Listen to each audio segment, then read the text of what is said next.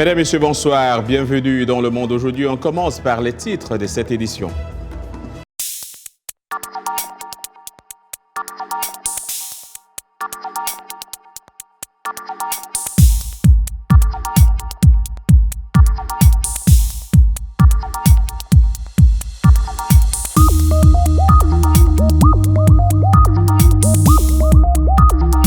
Le président Donald Trump a occupé le devant de la scène du sommet, vantant le succès de l'économie américaine.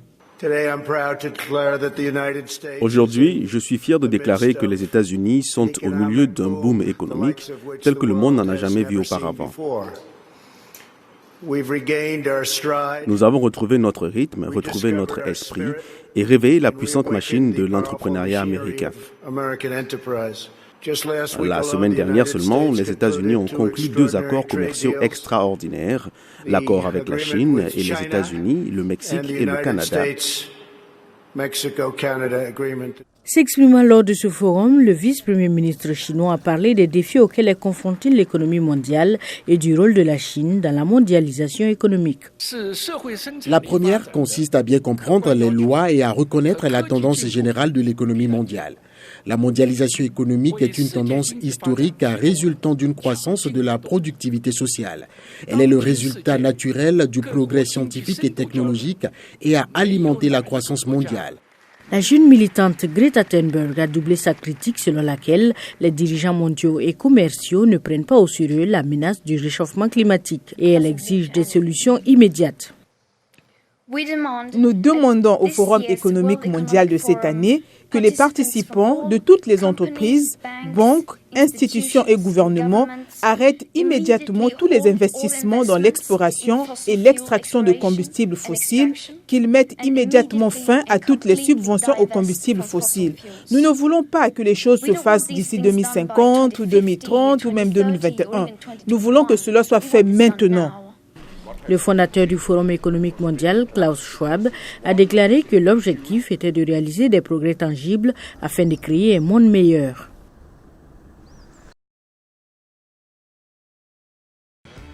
Le Premier ministre Boris Johnson a répété aux dirigeants africains son message désormais familier. La Grande-Bretagne s'ouvre au monde après le Brexit. Plus de la moitié des économies qui progressent le plus au monde sont en Afrique. La Grande-Bretagne doit combler son retard. Le commerce bilatéral annuel avec l'Afrique est d'environ 46 milliards de dollars, soit moins du quart de celui de la Chine, le plus grand partenaire commercial du continent. Le Premier ministre Johnson a promis aux citoyens africains un système de migration plus juste avec la fin de la libre circulation des citoyens de l'Union européenne. En mettant les personnes avant les passeports, nous pourrons attirer les meilleurs talents où qu'ils se trouvent. Il s'est également engagé à mettre fin aux investissements britanniques dans les mines de charbon et les centrales électriques au charbon à l'étranger. L'Afrique bénéficiera-t-elle donc du Brexit ? Pendant longtemps encore, l'Europe sera le partenaire commercial le plus important de la Grande-Bretagne. Progressivement, l'Afrique va être le 4e ou la 5e étape après des priorités plus urgentes. Ainsi, pour les Africains, le test de réussite sera de voir s'ils peuvent faire une meilleure offre d'accès au marché à la Grande-Bretagne, une offre de renforcement de capacités, de facilitation des échanges supérieure à ce que l'Afrique reçoit dans le cadre de l'accord de partenariat économique avec Bruxelles. Les dirigeants ont pris part à une réception au palais de Buckingham lundi soir, une manière pour la famille royale de se joindre à l'offensive de charme. Mais les nations africaines partagent-elles la même vision mondialiste que la Grande-Bretagne ? 16 dirigeants africains ont assisté au sommet de Londres, beaucoup moins que les dizaines de dirigeants qui ont pris part à des événements récents similaires au Japon, en Russie et en Chine.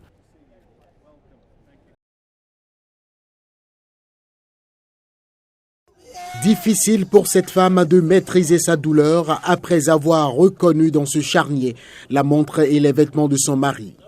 Sont entassés ici dans le quartier de Kamenge à Bujumbura les restes de 270 personnes. Les familles à la recherche d'êtres chers disparus depuis longtemps ont été autorisées à examiner les restes des victimes jetées dans cette fosse commune. Nous comptons déjà organiser un enterrement digne de ces restes, mais provisoirement, on est en train de les garder quelque part dans les sacs mortuaires où ils peuvent être protégés de toutes sortes d'intempéries ou de toutes sortes de dérangements. La commission Vérité et Réconciliation de Burundi a indiqué avoir identifié plus de 4000 fosses communes à travers le pays. Elle n'a pas directement blâmé qui que ce soit pour les meurtres, mais elle souligne dans son rapport préliminaire que le site se trouvait à proximité d'un ancien poste militaire. Les habitants ont cependant confié que de nombreux corps avaient été exécutés par des soldats et une milice Tutsi lors d'un massacre en 1994.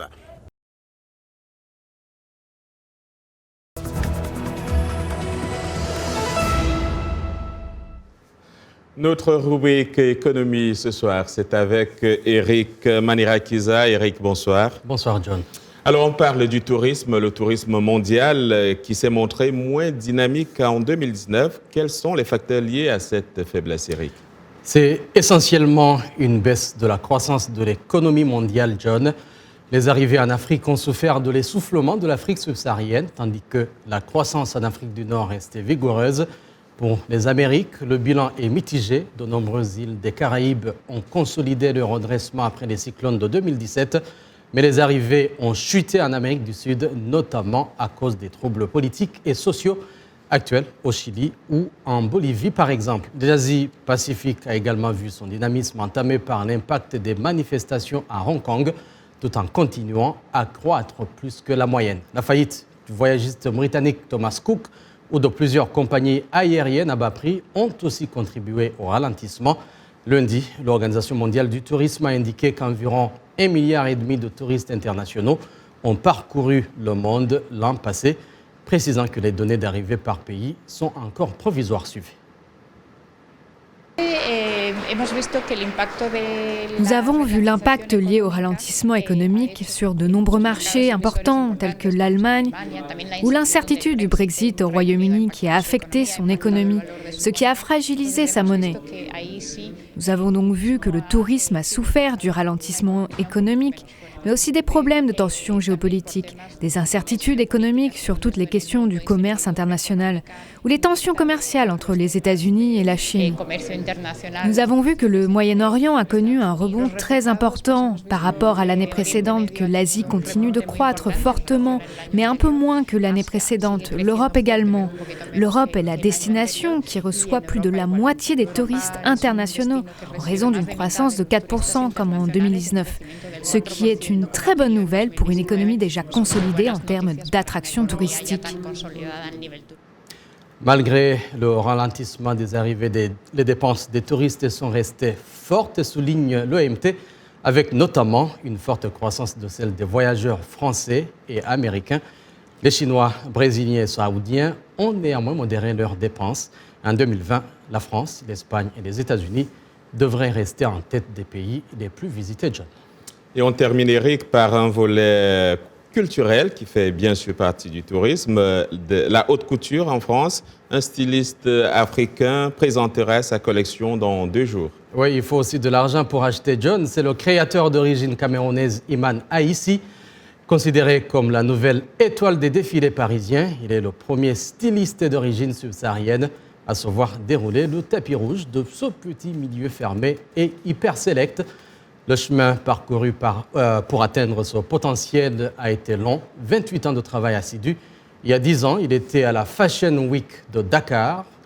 Il aura gravi toutes les marches et touché à tous les arts avant de sublimer les plus belles étoffes du continent, John. Il mélange des éléments des cultures africaines à des approches très européennes. Suivez.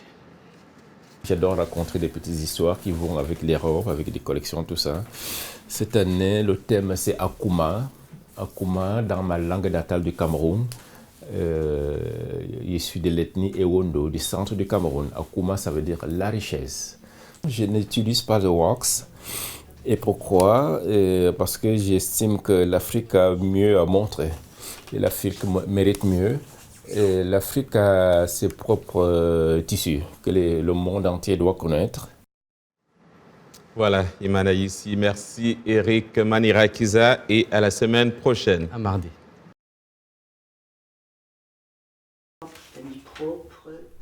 Bakary est arrivé en France en 2018, mais avant, il a dû traverser le désert malien pour se rendre en Algérie puis en Libye. Les milieux naturels. Moi, j'ai pas un seul jour où j'ai bon souvenir en Libye, je peux dire ça.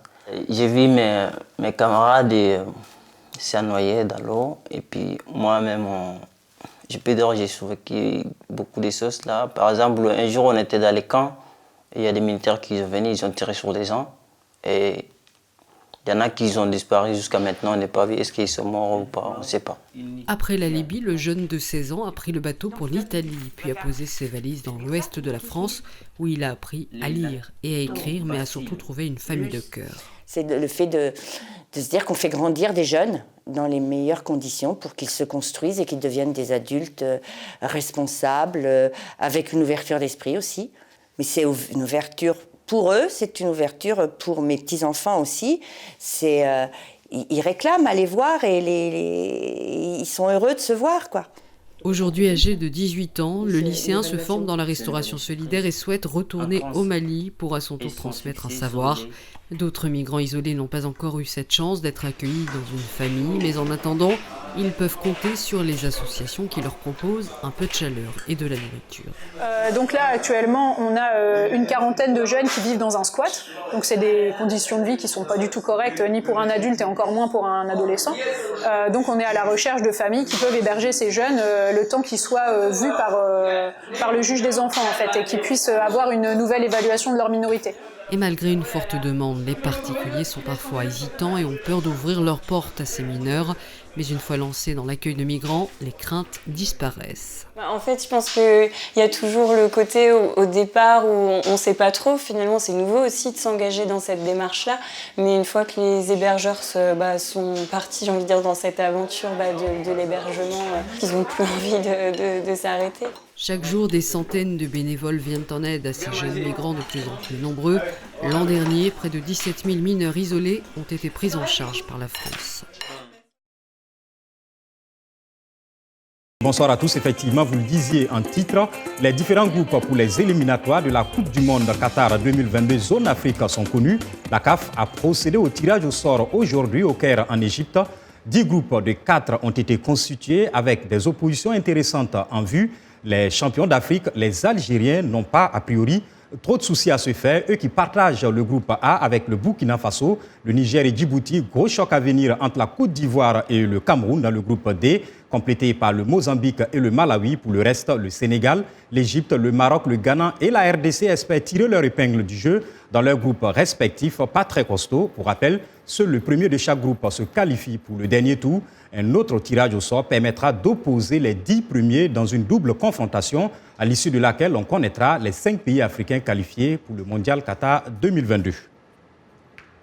Et puis, on en parlait hier, c'est fait, Karl Toko Ekambi a rejoint l'Olympique lyonnais sous la forme d'un prêt en provenance du club espagnol de Villarreal. Cette mutation temporaire d'un montant de 4 millions d'euros est assortie d'une option d'achat de 11,5 millions d'euros. Pourquoi le choix de Lyon? Eh bien, l'international camerounais de 27 ans explique. C'est pas fait parce que c'était Lyon.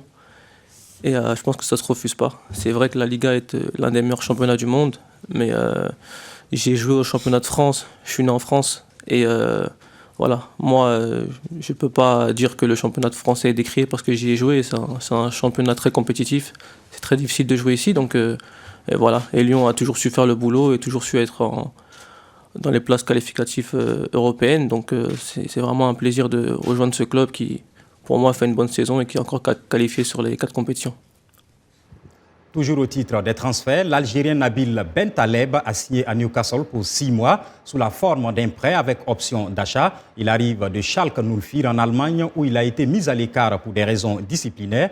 De son côté, l'international congolais Paul-José Mpoku a quitté le club belge du Standard de Liège pour s'engager avec Al-Wahda aux Émirats arabes unis.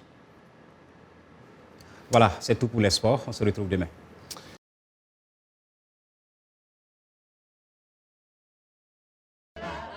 Il est 1h du matin au Québec, un cabaret de Yaoundé où les percussions résonnent à un rythme effréné. Sur la scène, les chanteuses de Bikoutsi ondulent des hanches éclairées par les projecteurs. À ce côté un peu gnagna, froufrou. Voilà, c'est ça.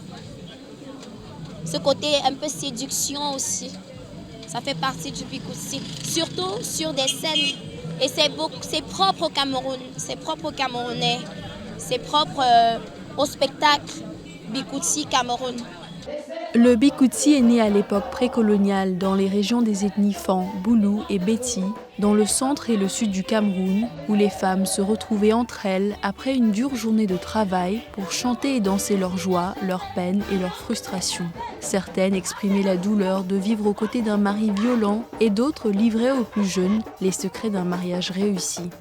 C'est un peu le populaire.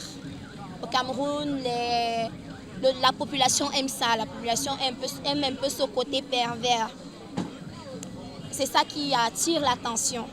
Voilà. Donc c'est juste pour attirer l'attention et pour amuser la galerie. Mais sinon, derrière tout ça, il y a toujours un message à véhiculer. Toujours. Le Bikutsi est donc porteur de messages. Il est aussi un exutoire dans les sociétés patriarcales, où il était interdit aux villageoises qui l'ont inventé d'élever la voix en public. Aujourd'hui, dans la salle, des femmes de tout âge se lèvent et dansent. Le Bikutsi est hyper érotique, le Bikutsi est sensuel. Le Bikutsi exprime ce qui est basique. Bikutsi, le sol, la terre, l'essence. Et en fin de journée, en fin de tout ce qu'on fait, il y a ce qui est essentiel à l'homme, à l'être humain, c'est ce rapprochement entre l'homme et la femme. Cette liberté de ton scandalisait à l'époque une partie de l'opinion. Mais de nos jours, ces chansons aux paroles explicites suscitent un tel engouement qu'elles passent en boucle lors des fêtes de famille. Voilà qui est dit, fin de ce journal. Merci d'avoir suivi. Bonsoir.